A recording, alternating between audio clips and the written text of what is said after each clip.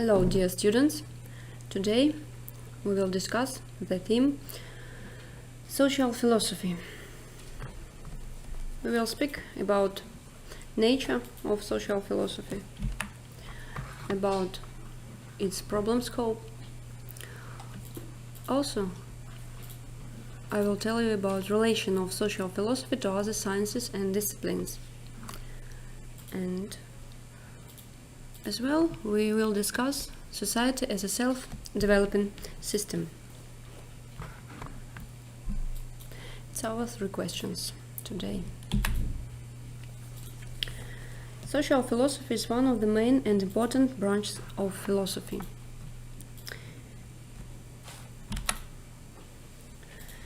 It is a thoughtful consideration of human society.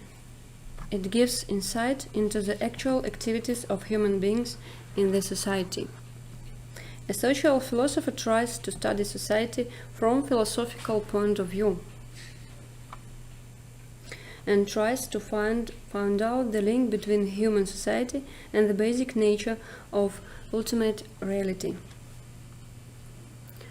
Social philosophy, in a broad sense, is a branch of philosophic knowledge that includes consideration of the qualitative uniqueness of society. For example, differences between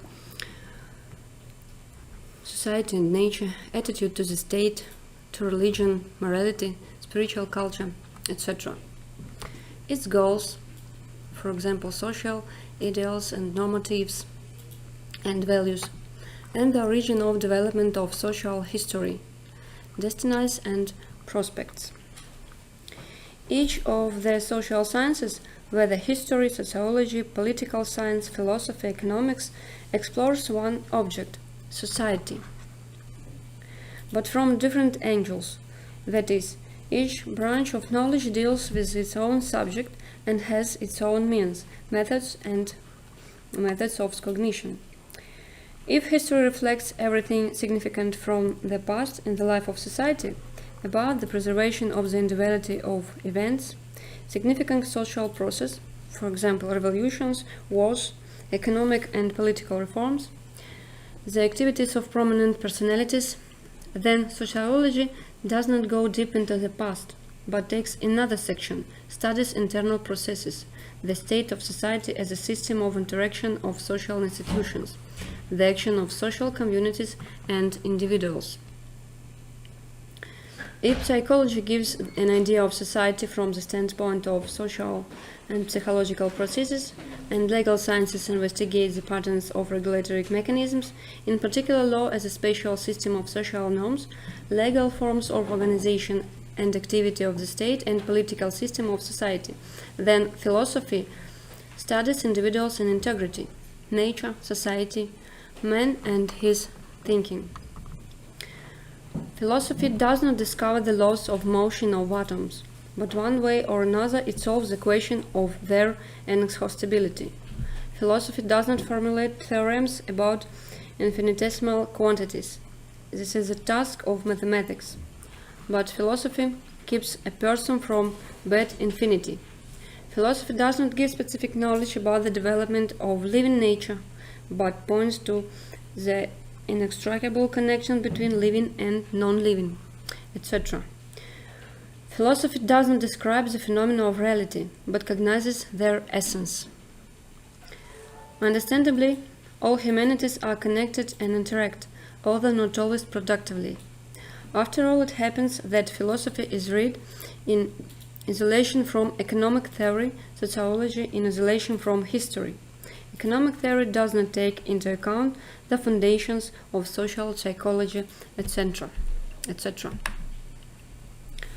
In modern conditions, the trend of uniting of sciences of society into a single system of humanitarian human cognition of society is increasingly making its way in social science.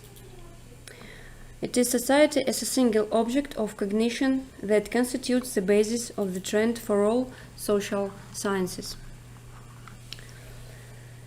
Now let's discuss what is social philosophy, its nature and problem scope. First of all, I'd like to tell about the subject of social philosophy. The main feature of the subject of social philosophy is a study not of a separate part of the life of society, but of society as an integrity, as a developing system. If history studies the features of the historical development of society, and psychology the laws of the functioning of the psyche as a spatial form of life, sociology modern society, then social philosophy studies the qualitative uniqueness of society, attitude towards the state, religion, morality, spiritual culture, its goal, social ideals, etc. Social philosophy generalizes concrete knowledge about society, and a level is reached that considers society as an integral system. Focuses on the essence of universal principles of civilization life of people. But not a single concrete social science provides such a generalization and integration of knowledge and does not implement the well-founded general laws of the development of society. The same is carried out by social philosophy, which determines the specificity of its subject. Social philosophy studies the contradictions and problems of the development of society through determining the place and role of human factors in them, the relationship of knowledge to a person, and vice versa.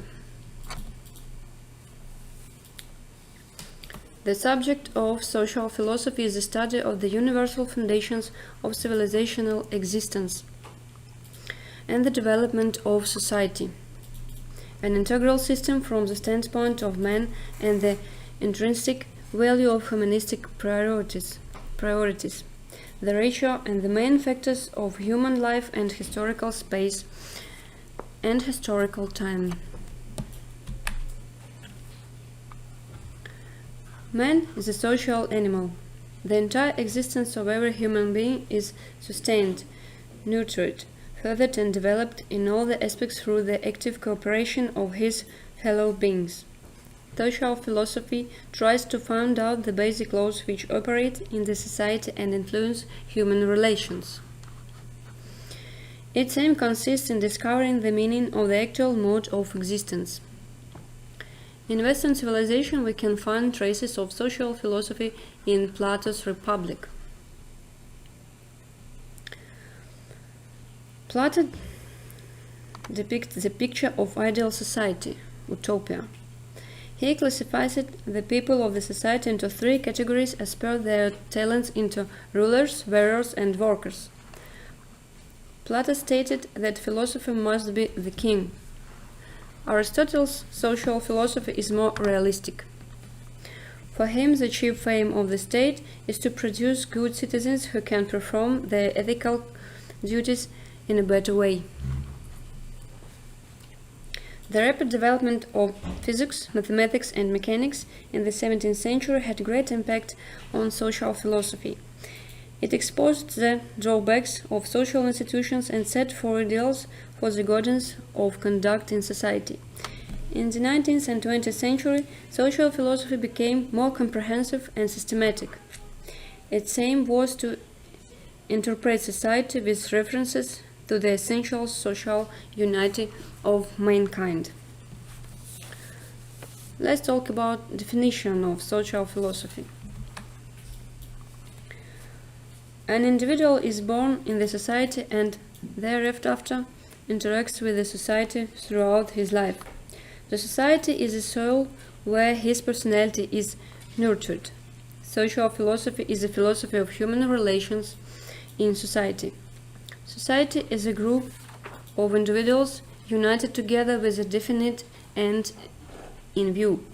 Society is a web social relationship. The nucleus of the society is man. Society is a dynamic organization of purposive individuals. According to Mackenzie, social philosophy seeks to explain the nature of society in the light of the principle of social solidarity. Social philosophy aims at interpretation of society with reference to the norm of social unity. Blackmer maintained that social philosophy is based upon the general facts of society. It makes general observations on the nature of society. Social philosophy and social sciences are closely connected, told Blackmore. According to Morris Ginsberg, here he is, social philosophy aims at the formulation of the general principles of human behavior through speculation on social phenomena. For Bertrand Russell, social philosophy seeks the conditions in which all the constructive tendencies of man, such as love and sympathy, social, marriage, and education, can provide maximum possible opportunities to produce the people who can save the world from future catastrophe. Social philosophy studies the interactions and interrelations that exist among men and their group, told Bertrand Russell.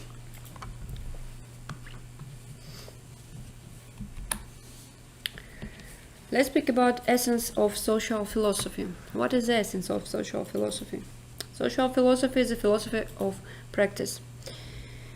It inquires into what is right or good for man and society. Social philosophy deals with the individual's highest good in the society.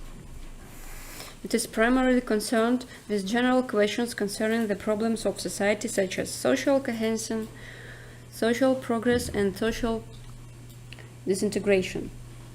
It is early period social philosophy tried to seek the answer of the question whether the society is natural or conventional. Human beings have freedom of choice. The question gave rise to the conceptions of social contract to form society and organic unity of society. Man is born free and yet is everywhere in chains, told Rousseau. Social philosophy seeks insight into the unity and order of human society. Social philosophy is a philosophical study of the questions about human social behavior. It is concerned with the institutions like family, educational institutions, economic institutions such as business and markets. It is also related with religions and social institutions for recreation and enjoyment. The social classification like race, caste, and gender too are studied in social philosophy. In social philosophy, man, human, is the highest goal of social philosophizing. Man is the beginning of philosophical meditations, their principal and final result. If the problem of a person in social spheres falls out of sight, if a person as an intrinsic value is replaced by society, a social community, a political party, the state, then it is social philosophy that is lost, and the science of social philosophy itself becomes some kind of ideological branch, and the state of true knowledge reflects illusions. The same metamorphosis occurs when the place of a person in philosophical reflections and reflections on the fate of mankind, the formation of society, is taken over by the idea, spirit, God. Then social philosophy turns into theology. Acquired knowledge cases to the measured by truth. Social philosophy is a world outlook science. This means that social philosophy studies the contradictions and problems of the development of society through determining the place and role of the human factor in them, knowledge about a person. The central problem of social philosophy is the problem of man, the meaning of his being in the world, the goals of life. Social philosophy is a science that studies the universal foundations of civilized existence and the development of society, an integral development system from the standpoint of a person and its intrinsic value of social priorities, from the standpoint of the relationships between the main factors of human life in the historical space.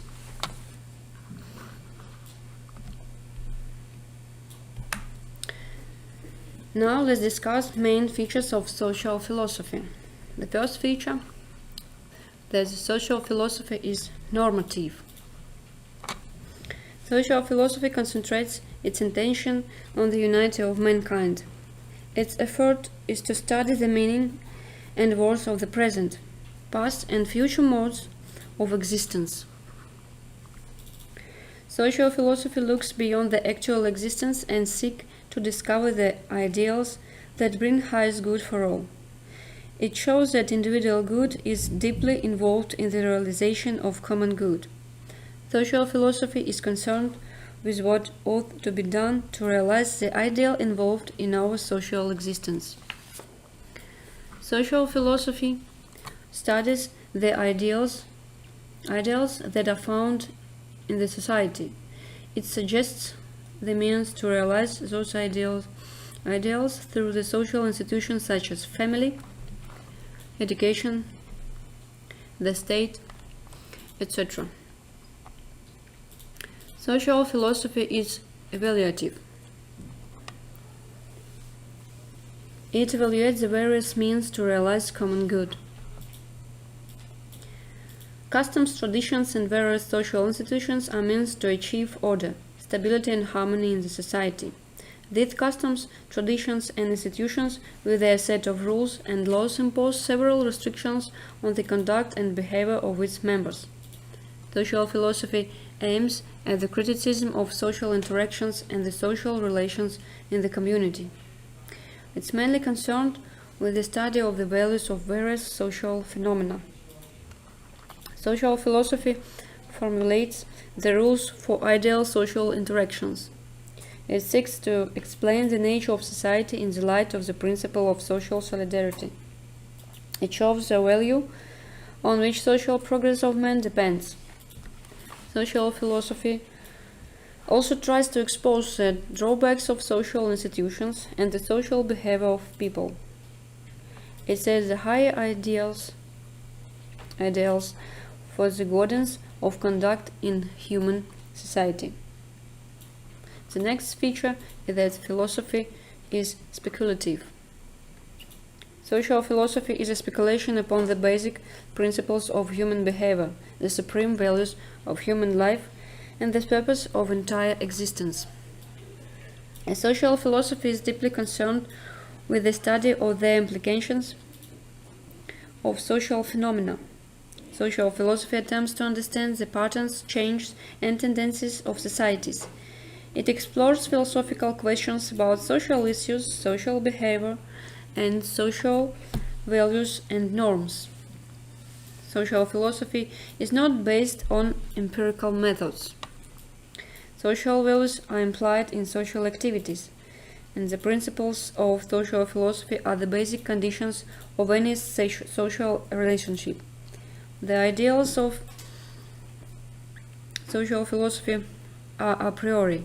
They cannot be determined from our experiences. The next feature that social philosophy is critical.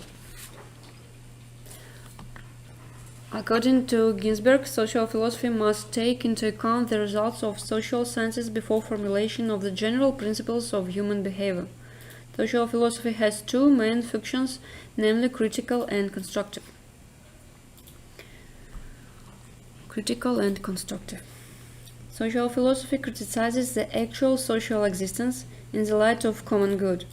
It points out the shortfalls in the social phenomena. Also, it tries to find out the logic of the postulates and the methods of social sciences. The critical function of social philosophy consists in verifying the validity of approaches and methods. The next feature that social philosophy is constructive. According to Ginsberg, the criticism by social philosophy is constructive. The social philosopher applies his standards of value to the various social phenomena. He seeks to find out the conditions which make the society a harmonious whole. The constructive aspect of social philosophy studies the validity of the social ideals. Social philosophy gives insight into human tendencies which, with proper training, can raise the level of social life. It also seeks solutions to get rid of all the defective tendencies operative in a social group. Social philosophy not only points out the drawbacks in the social interactions, but also shows the measures to rectify them and thereby improve social conditions. And the last feature of social philosophy is that social philosophy transcends the conclusions of other sciences. The thinkers like Mackenzie, Blackmore, Ginsberg, and Sorokin maintained that social philosophy is closely connected with social sciences. Bagadas points out that social philosophy gives broad interpretation of human personality and society on the basis of the scientifically collected data on social phenomena. Social philosophy is not a mere unity of the conclusions of various sciences. It transcends various conclusions, data, provided by other branches of knowledge. It is a study of the most fundamental and general laws of social behavior and social change. Social philosophy has passed through the stages of the speculative study to the descriptive study, from the descriptive study to the analytical study, and from the analytical study to the philosophical reflections.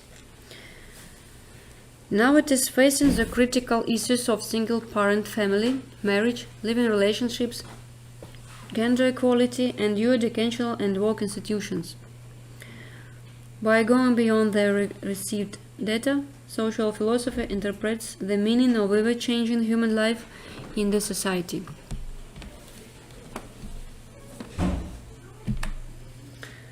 Now I will talk about the scope of social philosophy. Social philosophy as a science of society reflects upon the basic nature of human relations in society. It studies the interrelation of social organizations and the relation of individual to these organizations.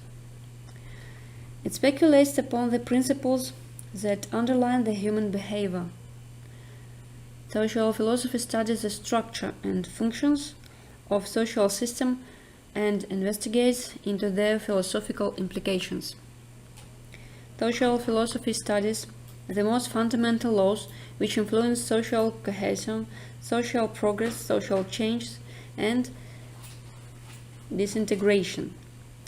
It seeks insight into the causes of social crimes, juvenile delinquency, child labor, honor killing, gender differentiation, injustice, and inequality.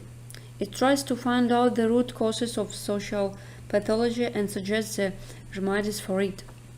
Social philosophy seeks to discover and restore the social bonds that hold the mankind together. It reflects upon the impact of science and technology on human society and gives a comprehensive philosophy of civilization. It incorporates the conclusions to other sciences and gives their philosophical interpretation. Social philosophy has a sociological point of view. It defines the social values such as common good, happiness, peace, security, justice, freedom, excellence and beauty, punctuality and discipline, etc. We live in a globalizing world, and society is becoming more and more inclusive. Social philosophy is concerned with the problems of marginalization of certain sections of society all over the world on the basis of birth, education, skills, gender, age, profession, and positions. The traditional social institutions such as religion, family, and marriage are undergoing radical changes. The social values need modification or redefinition to enhance the progress of individuals and groups. Social philosophy tries to meet all the requirements to maintain social solidarity. It views the entire mankind as one family, which has a unique kind of fraternity and commitment. The unity or the wholeness of such a family aim is the realization of love, compassion, and justice for its members. The scope of social philosophy includes everything which has human and social significance.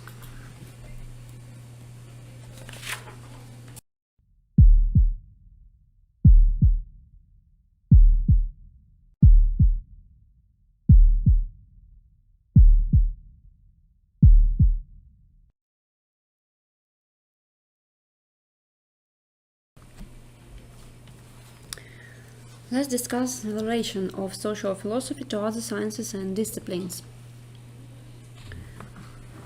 Social philosophy studies the interactions and interrelations that exist among men and their groups. The subject matter of social philosophy is man in the society.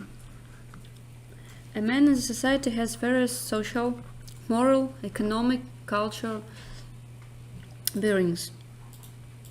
All roles of human beings are to be played under the regulations of customs, traditions, and social institutions. The collective life of human includes the ethical, political, economical, and sociological spheres. Thus, it becomes interesting to know how sociology, politics, and ethics are related with social philosophy.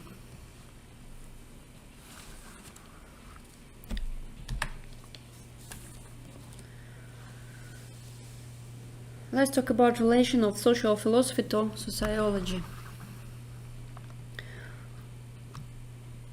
For Aristotle, man is a rational as well as social animal. Man is completely dependent upon the society for the satisfaction of bare needs. Man without society would be a savage beast leading to solitary, poor, nasty, brutish, and short life. The human cultures, customs, religions, beliefs, thoughts, the notions of right, wrong, good, and evil, all are outcome of social life. Social philosophy determines the ideals of social life. It gives insight into the means that will be useful to bring out social welfare and the values that should be thought of social prosperity.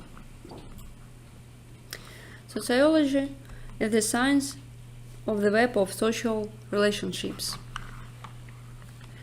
It is a science of the origin, structure, and development of the society. The social groups and social institutions are formal expressions of social relationships in human beings. Sociology investigates into the basic social nature of man manifested in a variety of social behavior. Social philosophy. In philosophical reflection on the basic laws which operate in the society and influence human relations. The human relationships are influenced by the cultural, religious, and geographical conditions. The human customs and social institutions vary in their nature and structure. Sociology is concerned with the basic social tendencies common in all human beings.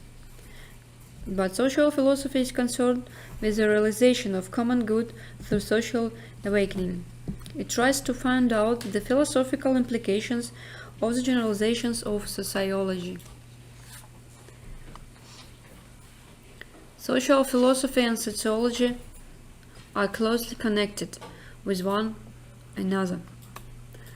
There is a lot of overlapping in both the branches of knowledge. Sociology studies natural, structural, and functional aspects of social phenomena. Its aim is to understand the evolution and transformation of human habitations. Social philosophy studies the teleological and the meaning aspect of social phenomena. It seeks the purpose and the meaning of the entire human existence. Sociology is a positive discipline that gives us a faithful description of multidimensional society. And social philosophy is a normative discipline that goes beyond the actual existence and seeks to discover the ideal that is highest good for all. The key concept of sociology is social relations, where the key concept of the social philosophy is to seek ideals in social relations. That's why sociology tells about social relations, and social philosophy tells us about the ideals, norms, and values of social relations. Now let's talk about relation of social philosophy to politics. The relation between social philosophy and politics is direct and intimate. The theoretical aspect of politics and political philosophy and social philosophy, in another case, are philosophical reflections on the nature of social systems. Politics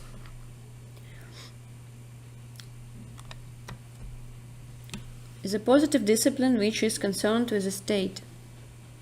It studies the various forms of authority and the political organizations. Social philosophy is normative discipline that seeks the norms for ideal forms of government. Both politics and social philosophy are guided by the same ideal of social harmony and cooperation. Politics tries to reach the goal through the state. The state, by demanding obedience of laws and by using its power, tries to maintain social order. Social philosophy lays down the norms of common good. It gives proper tone and directions to all human pursuits and efforts. Though the domain of social philosophy is wider than the domain of politics. Any deviation from the social ideals may lead the whole society into direct anarchy and confusion. The very existence of individual depends upon the active and willing cooperation of other individuals in the society. Every individual survives and flourishes in the society. Politics seeks the development of individuals through exercise of power of political institutions. The fear of punishment leads to cooperation and harmony in a society. The key concept of politics is power. Social philosophy defines the relations between men and another man, between men and social groups. It seeks the order and harmony in a social group and also among different groups and institutions. The insight into social ideals helps to cultivate the virtues of good and responsible citizens. Social philosophy aims at social unity without external coercion. It aims at social solidarity through the cultivation of virtues through inner control. The key concept of social philosophy is knowledge of social ideals and the social relationships.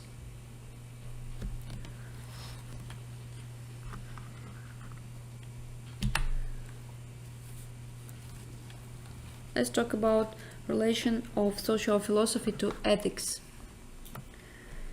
Social philosophy and ethics both are said to be philosophy of practice. They give insight into the actual activities of human beings in the society. These branches of philosophy inquire into what is right or good for man and society at all. Social philosophy deals with the individual's highest good in the society, and ethics deals with the supreme good of individual life. Social philosophy and ethics are complementary to each other. Their ideal is highest good. Social philosophy seeks this ideal through a study of social relationships of the individuals. Ethics tries to study this ideal from the standpoint of an individual. However, ethics presuppose the existence of individual in a society. Social philosophy studies all social relationships, including moral principles involved in these relationships. It is concerned with the nature of relationships between individuals in society. And ethics studies the conduct of individual as an agent interacting with other individuals. It must be remembered that personal as well as social development depends upon the harmony and the stability in a society. Social philosophy is primarily concerned with the study of social relations in the community. Ethics is mainly concerned with the study of conduct of individuals.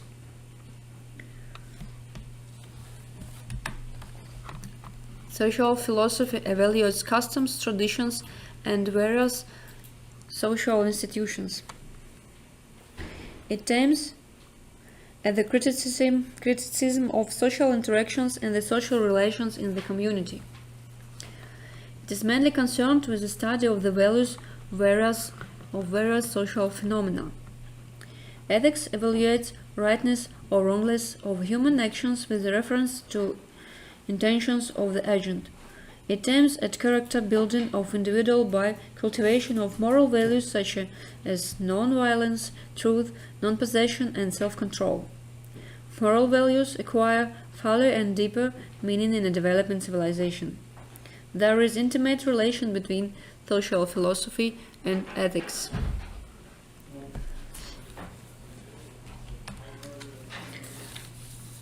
And the last question of this part of our lecture is society as a self-development system.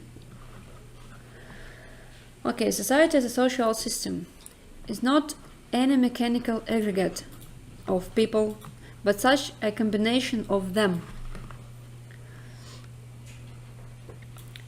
within which there is a more or less constant, stable, and rather close interaction between them. The general sociological definition of society is: society is a set of people united by historically established forms of their interconnection, and interaction in order to satisfy needs, and characterized by stability, self-regulation, self-development, and the achievement of such a level of culture when spatial social norms and values appear that underline the relationship and interaction people. Philosophers, sociologists, economists view society as a social development system from a variety of positions, examining individual components, determining their place and significance in public life. Society is a complexly organized social system. The word system is, in translation from Greek, is a whole made up of parts, a compound, a set of elements in relationships and connections with each other, which forms a certain unity.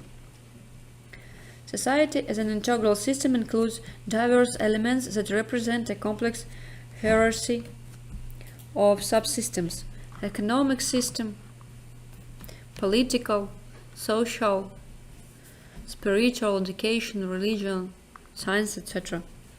Within each of these systems, people are divided into different strata, classes, estates, castes, groups when it comes to production and distribution relations associated with the division of labor and the establishment of economic relations, about the governing system in society when the appropriate governing bodies are allocated, and people are divided into various groups from government to management in a team or family. A complex system of social ties based on ethical, demographic, national, educational, culture, and other relations, dividing people into fairly large groups or communities. All this of the social subsystem, production management, the system of social ties, and penetrate each other, not existing in isolation from each other. Each subsystem is made up of the corresponding elements that perform their functions in the structure of an integral social organism. The structure of society is presented as a system of various groups, communities, such as associations of people, which are characterized by common features, more or less strong social cultural ties, a common type of behavior, speculation, and goal setting. it is hardly possible to substantiate the only correct concept of the structural organization of society. Depending on one or another basis, various structural subsystems can be distinguished. The interrelationships of the elements constituting a society characterize its structural organization, the statics of society, the structure of society, with the location of its main subsystems and elements, with their connections and relationships. What is the social structure of society? The social structure of a society is an integral set of all elements and communities existing in it, taken in their interaction. The structure of society can be represented from different positions: class, stratification, organizational, etc. From the point of view of the historical genetic approach, which describes individual subsystems or substructures of society in accordance with their emergence in the real historical process, the following substructures can be distinguished. Such 5 substructures or subsystems. The first is a social ethic structure associated with biological nature, and it also includes the following forms of community. Genus is an association of blood relatives who have a common origin, a common place of settlement, a common language, customs, and beliefs. A tribe as a union of clans that emerged from the one root, but subsequently separated from each other. Nationality as a historically established community of people, which is based on territorial, neighborly ties between people with a common language, culture, and the rudiments of economic ties.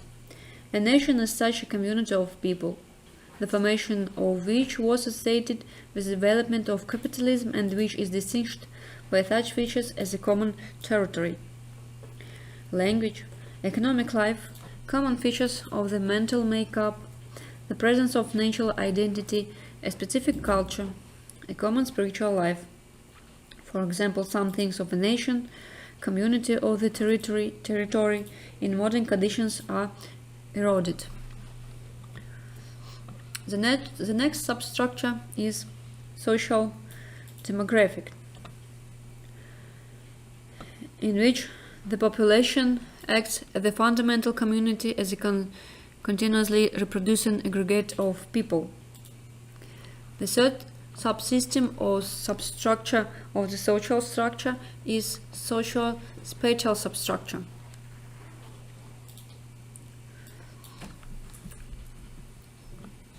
In it, the form of organization of society expresses the relations of people with each other in connection with their belonging to the same or to different types of settlement.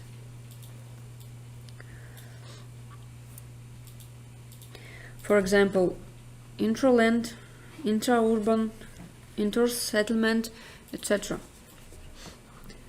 The fourth substructure is social class, open and described by bourgeois researchers of society, considered within the framework of the Marxist approach as a certain historical form of the development of production, and within the framework of Lenin's ideas interpreted as differing in place in a historically definite system of social production in relation to the means of production, according to the role of the social organization of labor and the method of obtaining a share of social wealth. And the fifth substructure of social structure of society is vocational and educational substructure, within which society is characterized in terms of professional and educational parameters.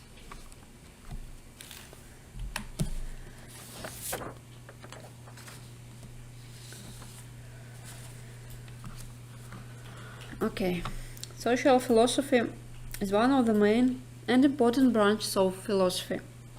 It is a thoughtful consideration of human society. It tries to find out the basic laws which operate in the society and influence human relations. Its aim consists in discovering the meaning of the actual mode of existence. Its aim is to interpret society with reference to the essential social unity of mankind. Social philosophy studies the interactions and interrelations that exist among men and their groups. Social philosophy normative, evaluative, speculative. It also has two main functions, namely critical and constructive. Social philosophy transcends the conclusions of other sciences.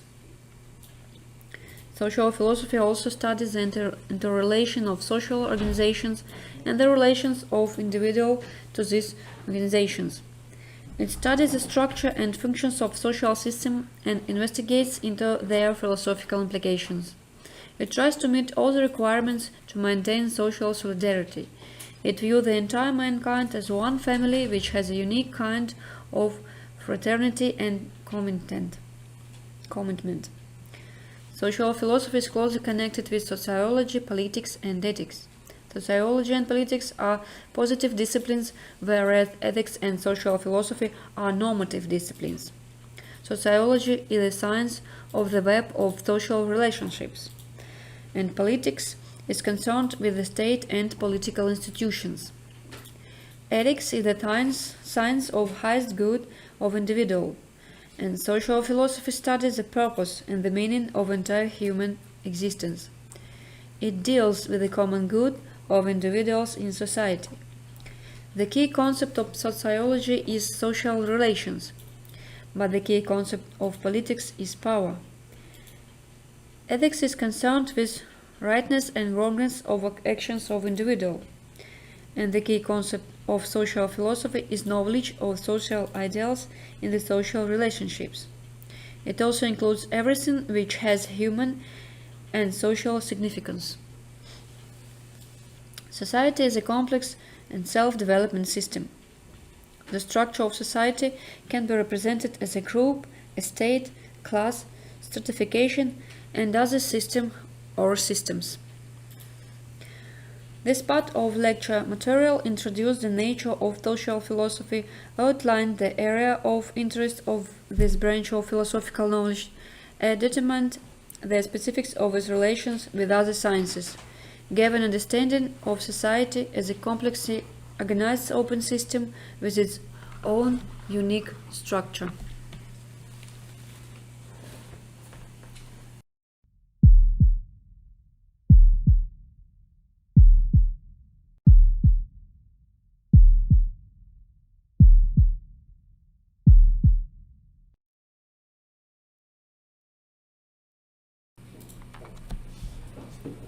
Hello, dear students. Today our theme is practical philosophy, and in framework of it we will discuss such questions as classical base of practical philosophy. We will speak about tasks and origins of practical philosophy. The next question is challenges of our time, problems and prospects of practical philosophy. Next question is practical philosophy in a new cognitive situation. And also we will discuss demand for practical philosophy. Practical philosophy is a field of philosophy that studies the socio-cultural forms of practices and their impact on society, the specifics of the embodiment of the worldview guidance of people in their real social and everyday life. The problematic field of practical philosophy is the totality of all historically formed types of practices and their influence on a person, on the development of his essential forces and spiritual and moral values. As a result, we can say that practical philosophy, in its modern sound, is, from the point of view of its problem field, a specific result of the convergence of such traditional spheres of theoretical development of the world by human as philosophy, sociology, global studies, and the area of strategic research, and etc. In the conditions of modern civilizational development, interest in practical philosophy is noticeably increasing, focusing its attention on the political, legal, moral and socio-cultural spheres of human life in a globalizing and intensively technologizing world. Many researchers attribute such disciplines as philosophy of religion, moral philosophy, ethics of law, etc., to this branch of philosophical knowledge. It is indisputable that practical philosophy really includes in the area of its research the problems associated with these disciplines. However, it should be noted that to understand the specifics, practically oriented philosophizing key question is not what is the structure of the most practical philosophy, which subjects can be included in the scope of the analysis of practical philosophy, and in what way and for what purpose the philosopher examines a practical and particular problem, what the cognitive and the practical results of this can give. The point is that any of the above-mentioned disciplines can be developed independently in a purely theoretical and historical and philosophical context. At the same time, it can become an object of a special type of reflection, which is naturally defined as practical philosophy. In the modern era, human has dropped out of the bosom of tradition, from the world of traditional meanings, values and norms, and finds himself in the face of a world of absurdity. In such a situation, he is forced to look for new ways of being rooted in being. In this context, philosophy faces new historical challenges. And the philosophy of the 21st century, having become practical, should not only speak in the intelligible human language. Something more must happen. In the light of the modern anthropological crisis, a social cultural need has arisen to turn to face a person, to speak with him and to speak for him, to answer people to their existential questioning. And the theoretical plan of philosophical discourse is necessarily complemented by a practically loaded type of reflection.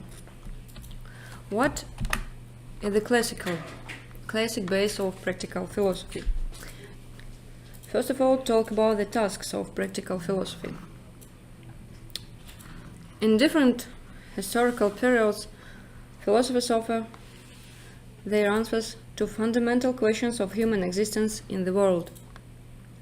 In this sense, philosophy is inescapable. It develops in search of new answers not only to fundamental questions, but also to those that form new historical challenges. Among these questions, in the next historical epoch, their dominance come to light. They, as it were, grasp the spirit of the time, become priority, relevant. At one time, there was a catchphrase by Karl Marx that philosophers only explain the world in different ways, but the point is to change it. Sounded in his work Thesis on Feuerbach, and to a certain extent determined the trajectory of the 20th century with the revolutions in Russia and Europe.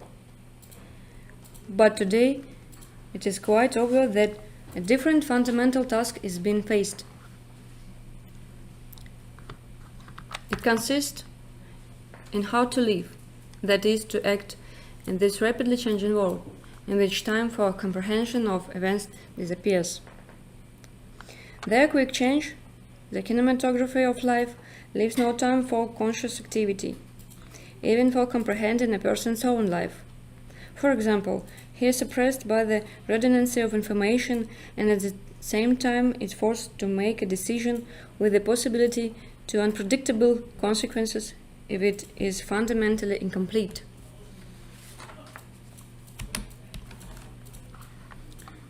In our time, people lose the meaning of their existence. Their consciousness becomes clip-like, mosaic, incapable of reflection and building an integral picture of the world and their place in it. And modern philosophy not only diagnoses its time, but also tries to find answers to these challenges of the time. In this case, we are talking about practical philosophy. Classical practical philosophy is associated with the name of Immanuel Kant. Starting from the abilities of the human soul, knowledge, pleasure, and desire, he tried to find their corresponding a priori, pre-experienced forms. Hence his great critics' works, Critique of Pure Reason, Criticism of the Ability to Judge, and Criticism of Practical Reason, Critique of Practical Reason.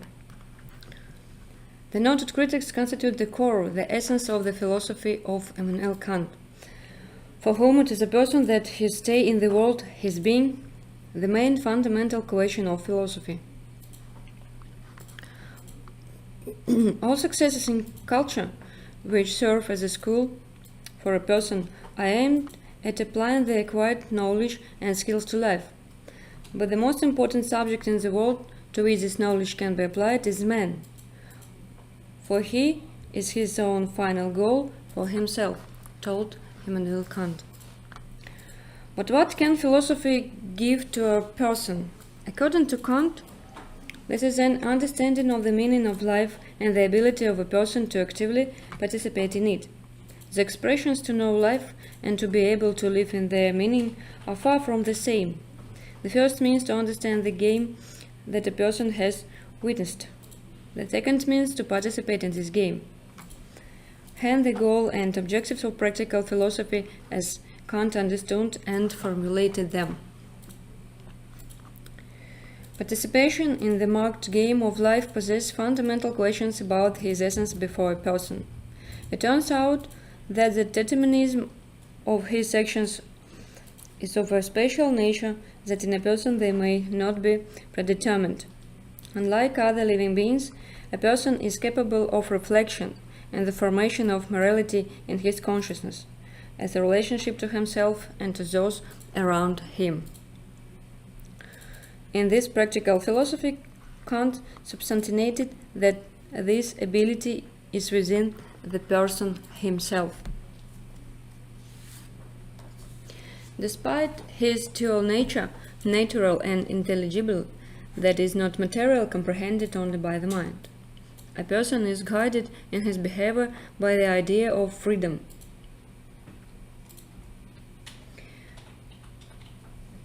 It is that what forms the basis of human morality.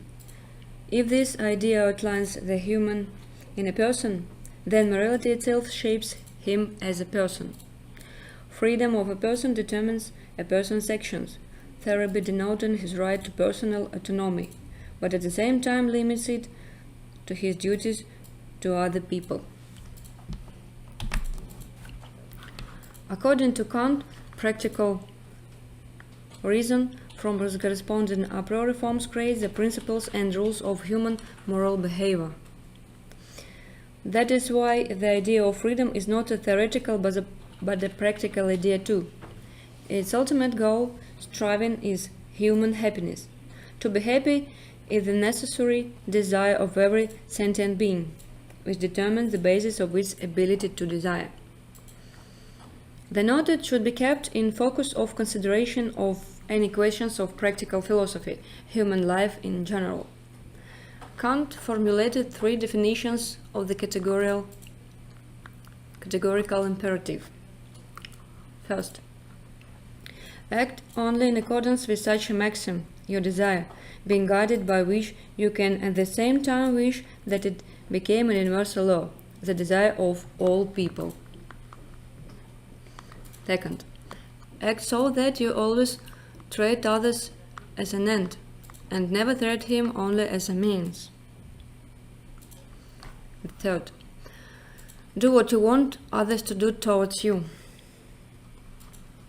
These rules of thumb assume that man, human as a rational being, is in himself and for himself the highest and final goal. It is these laws, imperatives, that are expressed through the obligation that underline human behavior. Kant believed that following the ensures the stability and well-being of the whole society and each individual person.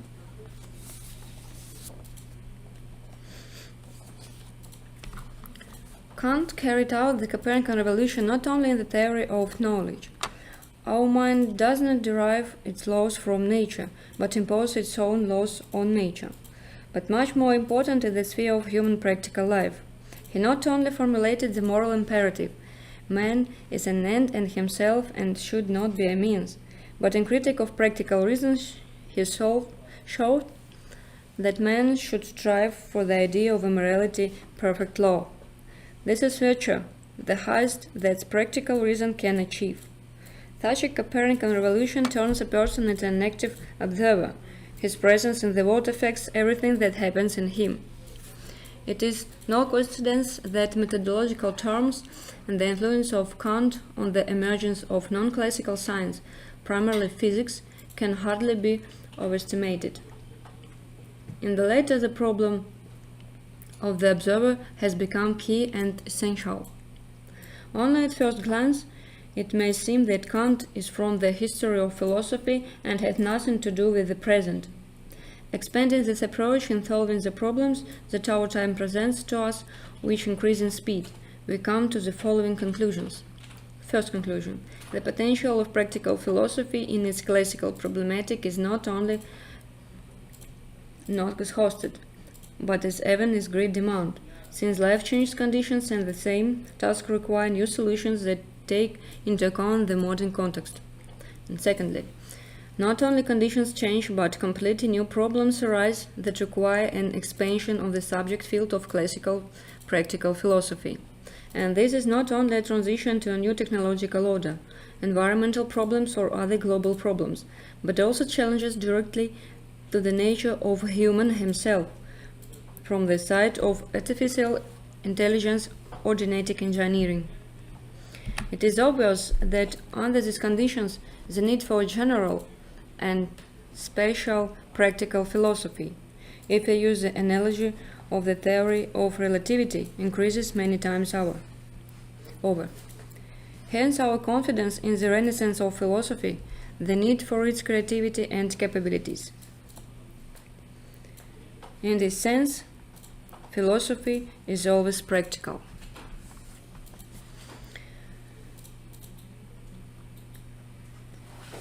And now we should pay attention to the fact that both of the theory of relativity and the question of the fourth technological revolution arise in Germany, where in some accidental way at one time German philosophy was formed, which earned the status of a classical one. And in Stuttgart, the German storyteller William Hoff, the outstanding German philosopher Hegel, and the Mercedes-Benz concern. There are so many such accidents that one is convinced of a certain pattern. Philosophy opens up new worlds, even in purely scientific and technological fields. And this is the essence of its practicality.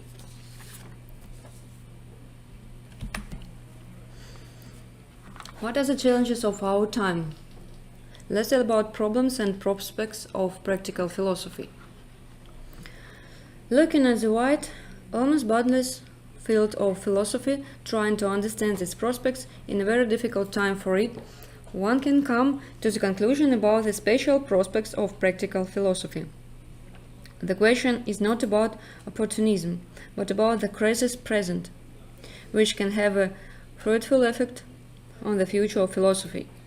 In this regard, practical philosophy promises a lot. This perspective can be defined in the following theses as key issues. Here they are, key issues. First issue: practical philosophy promises a renaissance for philosophy. Classical practical philosophy, which has acquired the institutional status of a philosophical discipline in the philosophy of Kant, is currently receiving a new impetus for development. This is due to the fact that almost all issues of modern human life, one way or another, pass through the field of ethical problems. The second issue, that in the era of postmodernism, everything has undergone deconstruction, including man, including human being. Postmodernists have correctly observed that the integrity of man has disintegrated. It has become difficult for a modern person to collect himself into an integral personality with certain principles, an internal ethical code. The contradictions that have always been present in him are now exposed to such an extent that they have become urgent problems of his daily life. The time for making a decision about the problems he faces has been reduced to a specific action in the current daily routine. The next issue. Man is frustrated, he is confused. Human is homo confusus. And this state becomes a qualitative characteristic of a person in the same way as his character becomes a qualitative characteristic of consciousness. The method of assembling a person into at least some kind of integrity becomes collage. And since he continues to be in this world and even tries to resolve the emerging problems, including those that threaten his existence, he continues to speak answers to the questions. What is the meaning of human existence? How to live, how to act in this world in order to realize this meaning? The fundamental nature of the questions come into open conflict with the conventionality and opportunism of the answers that a modern person can give to them. The perspective of his personal life as a unique destiny is lost. He has no future. There is only tomorrow's present. The next issue. Philosophy should suggest how to be, what principles to be guided by in everyday life, how to be in everyday life, and what should be the ethical principles of the new society.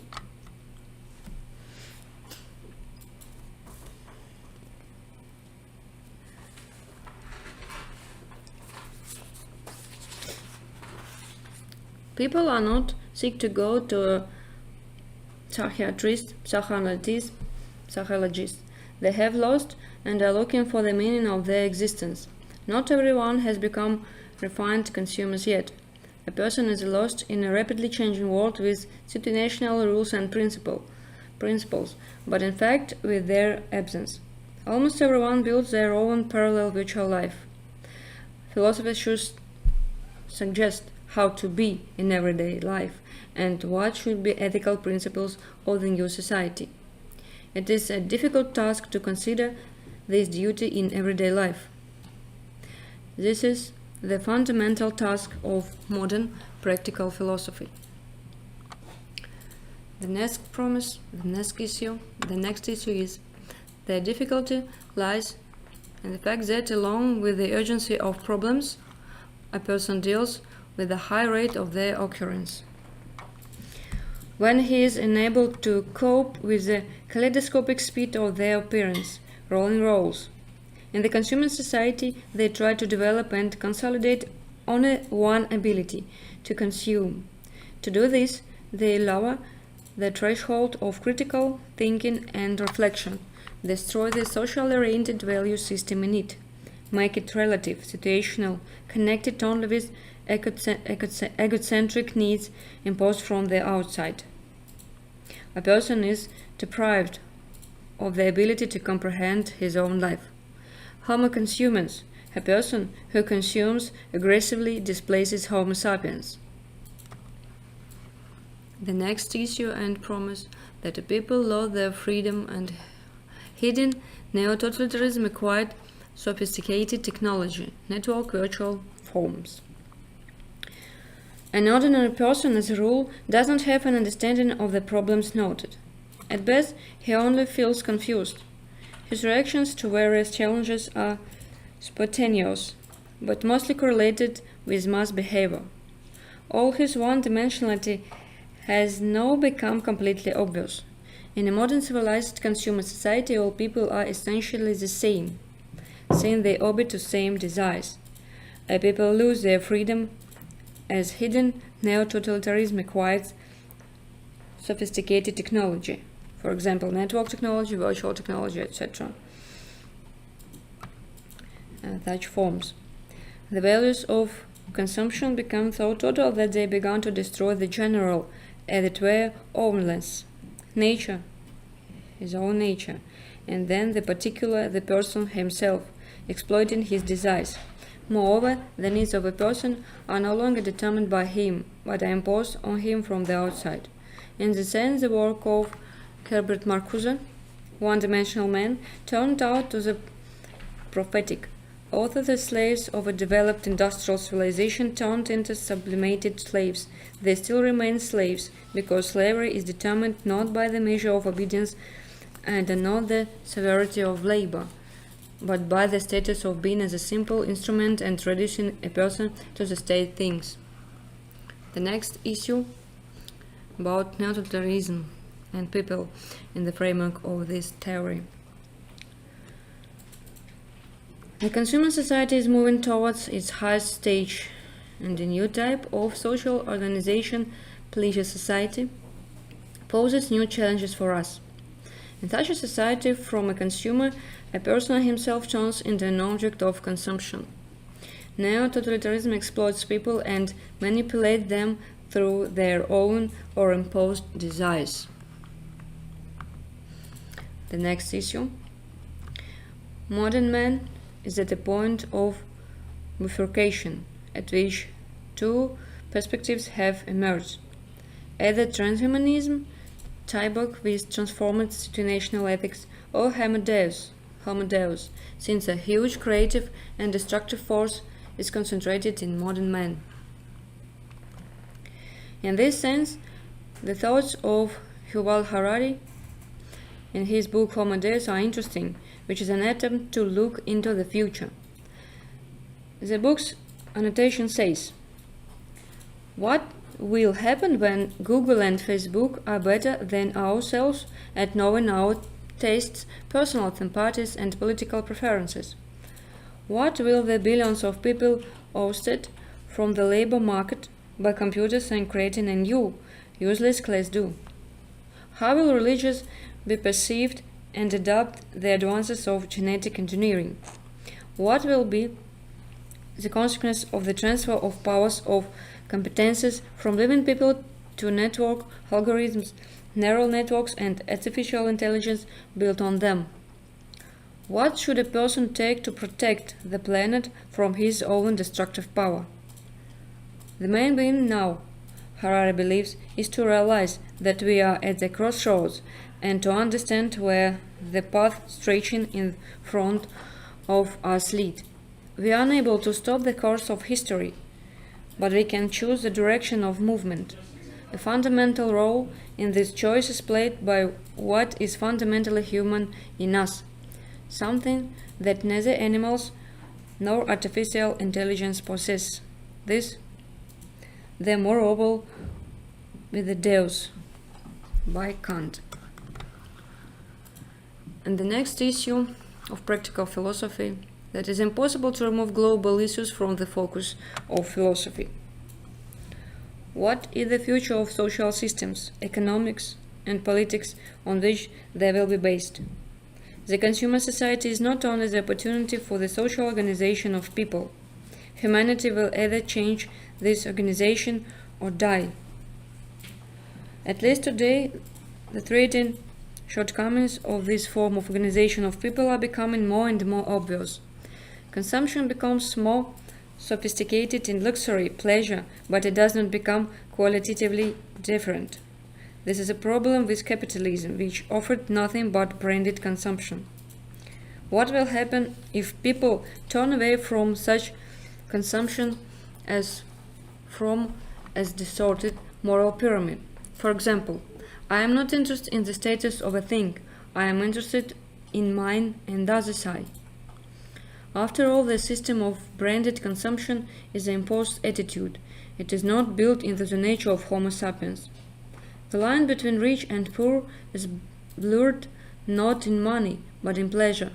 In this respect, capitalism had nothing to offer the rich that is fundamentally different from what is offered to the poor. Capitalism is becoming obsolete. From the other, the economic side, Professor Wallerstein comes to the same conclusion in his article Structural Crisis or Why Capitalists May Consider Capitalism Unprofitable.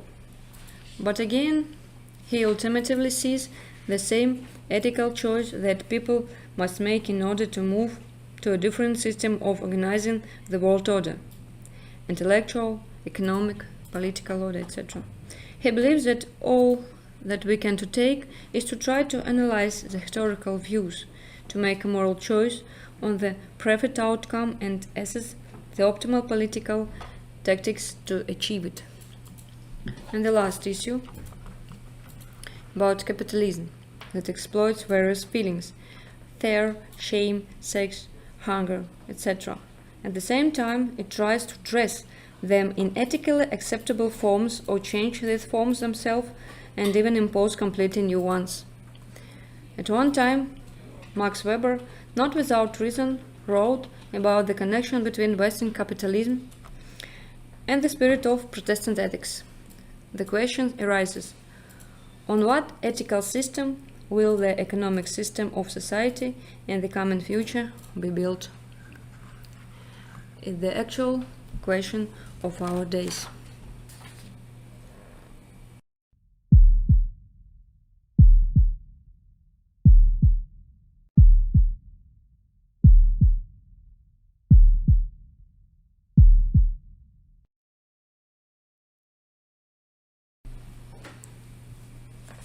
Let's discuss practical philosophy in a new cognitive situation, contemporary practical philosophy.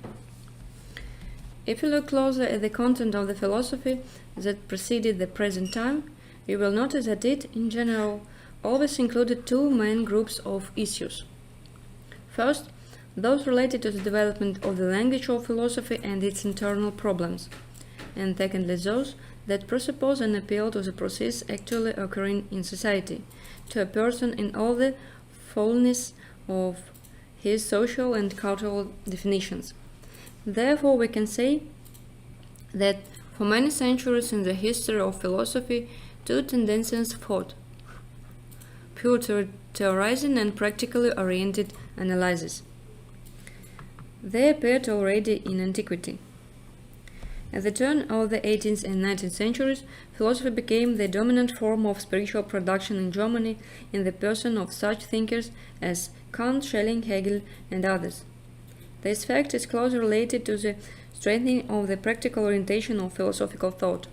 Later, Nietzsche subjected many painful problems of the development of European culture to deep philosophical criticism. In the 20th century, this line is continued by representatives of existentialism.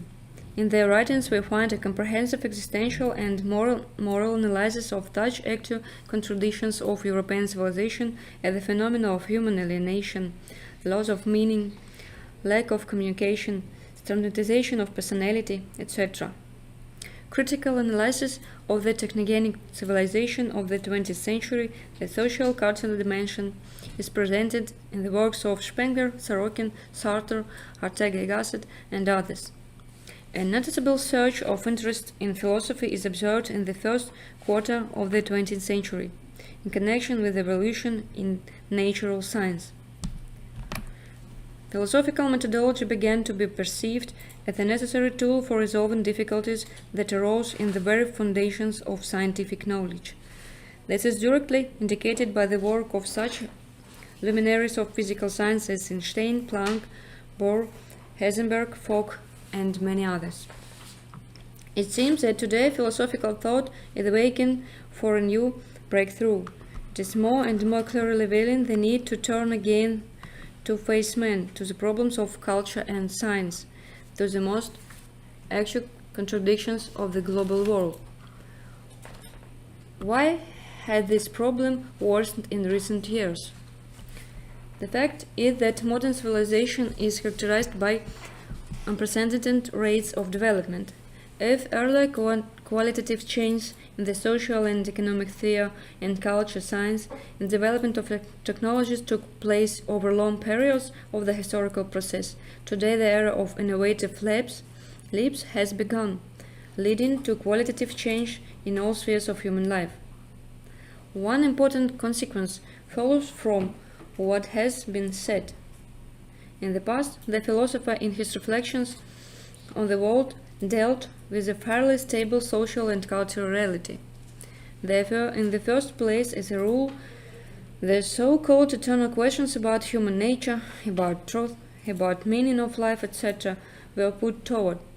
At the same time, it was difficult to distinguish between what constituted an invariant aspect of this problem and what was inspired by current historical events. Those things arose slowly and made their way through the thickness of measured everyday life with great difficulty. But today new things burst into people's lives almost every day, excite their imaginations, generate serious risks and challenge both the individual and the whole of humanity. It is obvious that a philosopher cannot fail to notice this profound change since the development of civilization in the 21st century. A new cognitive situation arises, a situation of a challenge and actual request. As an answer to it, the corresponding conceptual and methodological means of analysis appear in the arsenal of the researcher. Acceleration of processes in all spheres of life, an unprecedented pace of life in past epochs, all this requires not only effective cognitive means and heuristic resources, but also change in the goals of philosophizing. In these conditions, there is a need for a new type of practical philosophy that has a taste for the analysis of the fast-following problems of history, for the global most actual and acute contradictions of the modern world.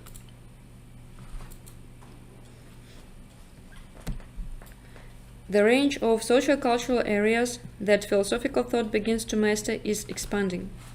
First of all, we are talking about the sphere of culture, economics, geopolitics, ecology, and others. In this context, interest in methodology in its practical dimension is sharply increasing. The fact is that philosophical reflection on the new realities on the global world needs a significant update of its methodological tools, the development of new approaches and methods to analysis. What is the state of modern methodological consciousness? At the turn of 20th and 21st centuries, important changes are taking place in the evolution of philosophy as one of the forms of rational and practical development of the world. In particular, it can be said that she is reaping a certain crisis of confidence in the Republic consciousness. If earlier classical philosophy claimed to be able to give absolute answers to universal questions in all spheres of human life, but today scientists, politicians, and ordinary people have begun to realize that the truths of philosophy are relative, pluralistic, subjective, one and the other. The same question, there are dozens of versions of the answer. Who needs such trust in practical terms? In the eyes of a mere person, they have lost their practical value and all interest. If you choose between the universal but contra-universal truths of philosophy and the limited but solid truths of specific discipline, then people usually choose the second option. However, the true dialectic of life lies in the fact that the internal logic of the actions of one or another specialist in a specific scientific or practical sphere often gives rise to situations when an adequate answer to emerging non-standard problems cannot be obtained within these spheres themselves. Here we can recall an example often discussed in the literature when doctors are faced with the problem of euthanasia. Before us is a situation that on the one hand is purely practical for their attending physician, and on the other hand it needs a comprehensive understanding, which is difficult from the standpoint of a purely medical approach. Obviously, this understanding presupposes an exit into a wider thought piece, ethical, legal, etc., that is, into the space of practical philosophy. And there the first thing that a specialist must do is to understand the complexity, multidimensionality of the problem that has arisen before him. And this act of thought is the first step towards practical philosophy. The second step is to try to isolate the main possible dimensions of the problem that has arisen. And the third step is to understand that each aspect of the problem presupposes its own interval of consideration, its own logic of analysis, and its own vision of the situation. Therefore, for an adequate discussion of emerging issues, it is advisable to involve experts from the relevant branches of science and practice. The points of view of all specialists participating in the discussion should be taken into account.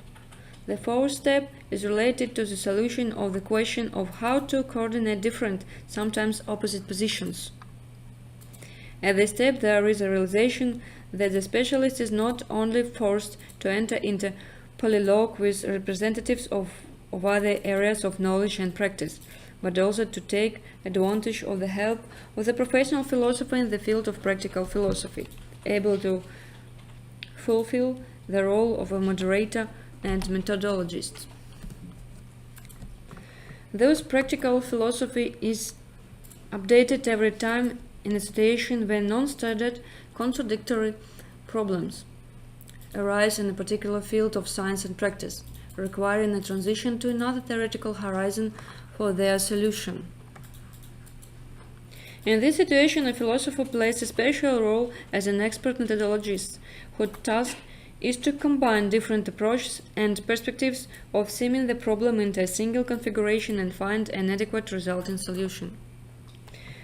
Thus, practical philosophy acts a link between the practical activities of specialists of different profiles, from scientists to politicians and businessmen, and theoretical generalization in the transdisciplinary sphere.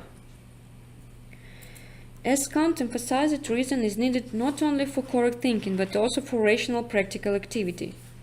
If in past eras practical cognition-bound reason was primarily associated with the philosophy of morality, today this sphere has expanded significantly to public morality and the morality of the individual, morality and legal consciousness, ethical standards of management, ethics of interstate relations, etc. Within the framework of modern post-non-classical methodology, the named components from the human dimension and human dimension of the cognitive practices of the modern global world.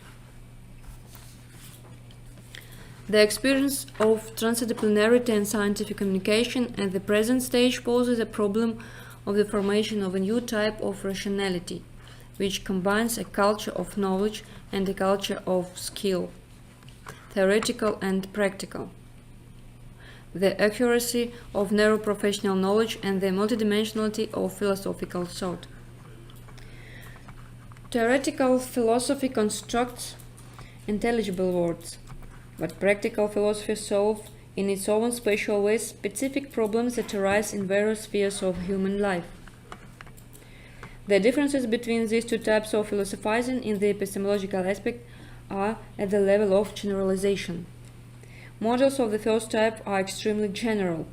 Models of practical philosophy are always limited to a specific task, originally combining truth and benefit.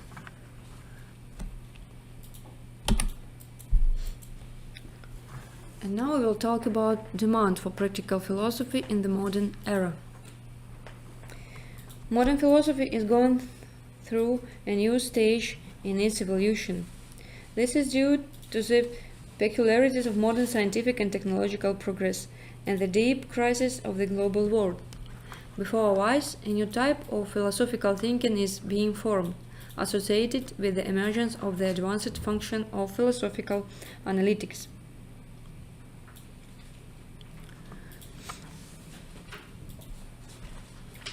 The need for it stems in part from Coleridge's dilemma.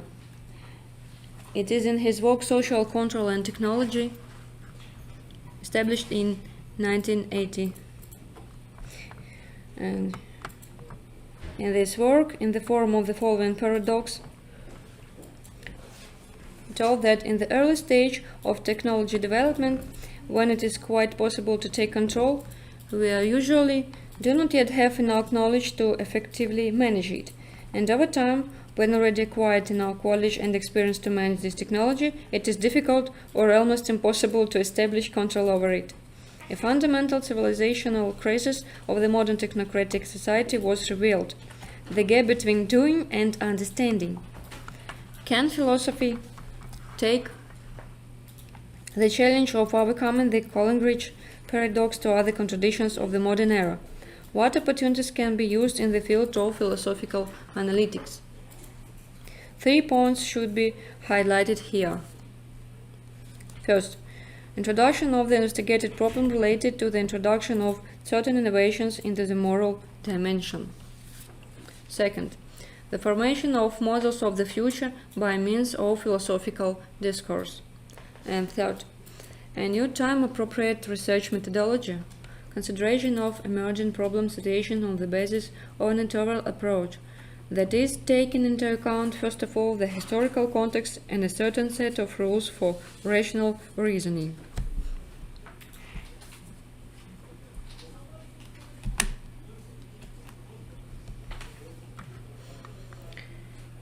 In the 21st century, we see clear signs of the new renaissance in philosophy, but the situation here is significantly different. If in ancient times philosophy seemed to precede the emergence of sciences, then today the rapid development of bikes technologies gives impetus to a new round of philosophical knowledge itself, include it in the convergent process. The fact that philosophy and science are closely related and are in constant interaction has been known almost since the time of Aristotle. And this thesis is true if we take it in general terms.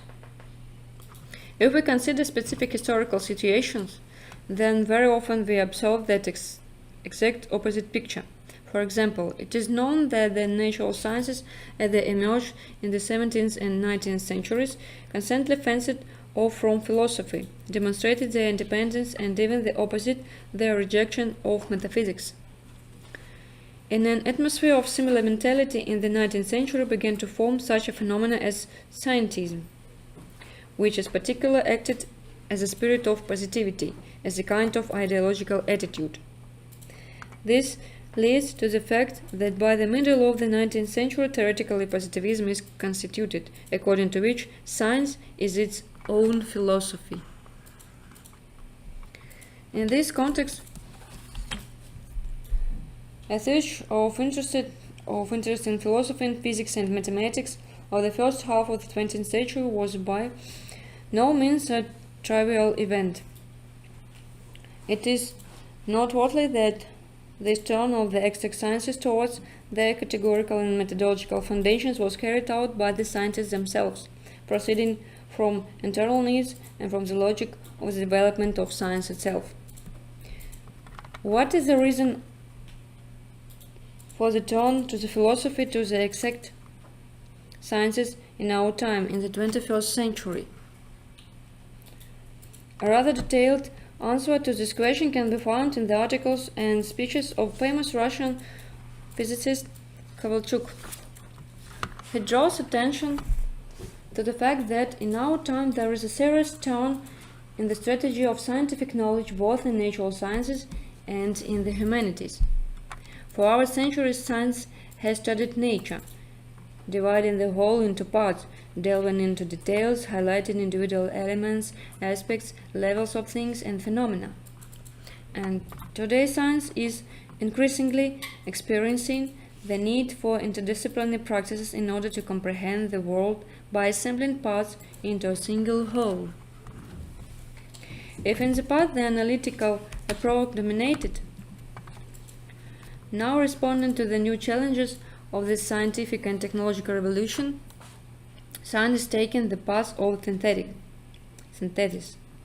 But we are not talking about synthesis in the traditional sense of the word. We are talking about a special type of assembly of elements into holistic models. Philosophers call this process the convergence of knowledge. This is essentially what acclaimed artificial intelligence specialist Toby Walsh is talking about in his book 2062, The World That AI Made. Mention time starting the emerging need for digital philosopher in today's high-tech campaigns. It should be emphasized that the transition to a new cognitive strategy is not only a requirement of the internal logic of the development of modern science, but also a response to the new civilizational challenges associated with the development of scientific and technological practices of recent decades. It is similar that we are talking about the formation of one of the components of the scientific style of thinking of the 21st century. It is obvious that a comprehensive understanding of the processes noted in the most important task of modern methodological thought. What is the reason and what is the peculiarity of the new turn towards philosophy in the modern era? The reason is that the demand for the practical function of philosophy has increased. In addition, for the first time, the growing importance of philosophy is revealed, essentially simultaneously in many areas of the development of world civilization, in science, in education, economic, politics, etc.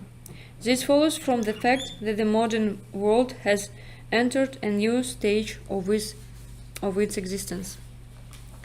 The practical demand for philosophy in the modern era is somewhat similar to the demand that was observed in relation to sociology and psychology in 16th of the last century. It was from this time that the practice of specific applied research began to actively introduced. The demand for such research in all spheres of public life has only intensified over the years. For example, today practical psychologists are constantly in demand both in production and in emergency situations, and in pedagogical practice too. Meanwhile, the 21st century, more and more there is a demand for socio-cultural services of a new type associated with the modern topological crisis, with the problems of loss of ethic identity, with the difficulties of cultural adaptation, with the formation of value orientations among a certain part of young people, etc. Sometimes it seems that we do not know at all a representative of what humanitarian profession can provide this type of service for the general population. For example, we need the people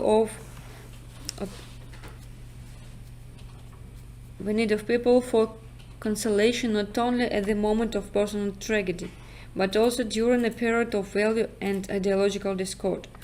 Of course, physiologists often take on this work. It's obvious that in many cases the individual's need for soul therapy, for gaining reliable spiritual and moral support in life, cannot in principle be satisfied either by sociologists or by psychologists. This is just such a sphere of the human spirit which since ancient times has been the object of religious counseling and philosophical spiritual practices. The possibilities of the latter are much wider than those of the former. It is obvious that a society can be full-fledged, capable of innovative development, only if the entire sphere of education acts as a cultural space for human production in a person. In the modern world, a significant layer of highly educated, talented, and sometimes even brilliant people engaged in the criminal business has appeared. For example, the so-called hackers, the creators of financial pyramids, stock speculators, etc. All this suggests that the thesis dating back to the Enlightenment, according to whom evil is generated by ignorance and the assimilation of a certain amount of knowledge by an individual automatically, makes him a moral being provided to enable. Today we must move from the educational model to a new civilizational project, from Homo sapiens to the formation of a spiritual man. And modern practical philosophy has three new challenges. First challenge: a significant expansion of the problem field of research due to the inclusion in it new spheres of human life. The second challenge is development of effective methodological tools, and the last is implementation on the practice of axiological therapy. Is modern philosophical thought capable of taking upon itself the solution of problems of this type? In many ways at present the answer is likely to be in negative. But apart from philosophers, no one can take on these tasks. The way out is seen in the strengthening of creative activity in the field of philosophical reflection. The crisis will be overcome if a person is able to answer the questions of the order that he previously delegated to God. Man first came to God, then he abandoned God by atheism, and now he has involved to try on this status for himself. At least his achievements in generic engineering, in the creation of artificial intelligence, and in general attempts to create a different form of life and mind, make his claims proportionate to those that in all world religions of the world referred to the divine status. It is not yet clear how this audacity will end. On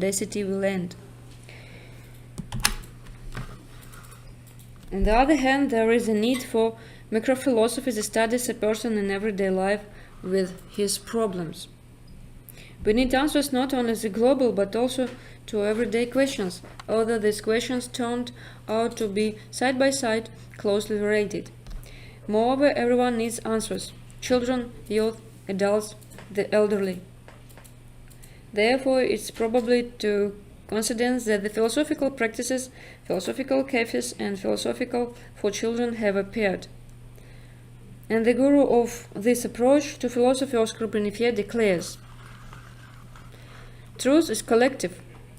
It is neither individual nor transcendental, the pragmatists say.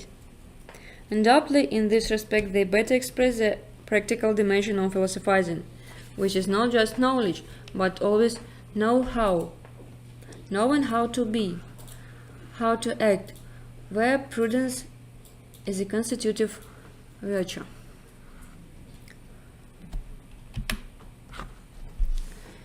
The crisis, which has engulfed all the most important levels of human existence in modern world, makes it obvious that practical philosophy is in fundamental demand.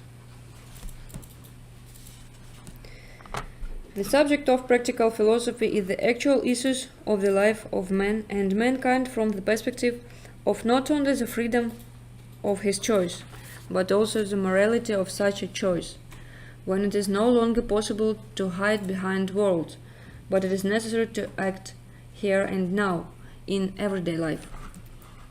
The mentioned list of problems by no means exhausts the subject problem field of practical philosophy, but gives a quite definite idea of it. Obviously, philosophy is returning to its main function, reflecting on the past and present of a person. She has in mind his future.